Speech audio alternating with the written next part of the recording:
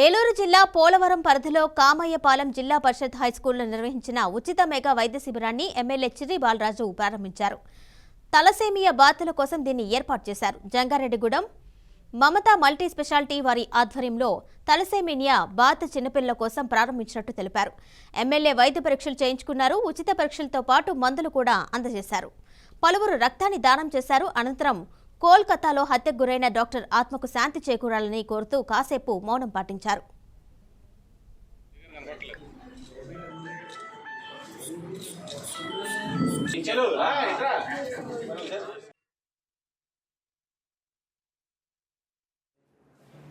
మహిళని అక్కడ కొందరు అఘాయిత్యం చేయడం జరిగింది.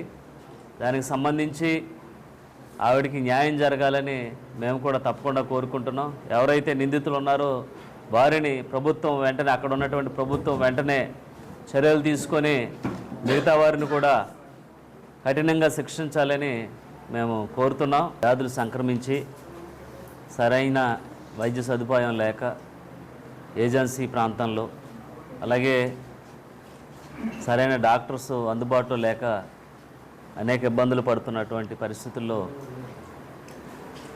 గవర్నమెంట్ సహాయ సహకారాలతో ఈరోజు ఇక్కడ కాయంపాలెం గ్రామంలో ఉచితంగా మెగా వైద్య శిబిరం ఏర్పాటు చేయడం జరిగింది.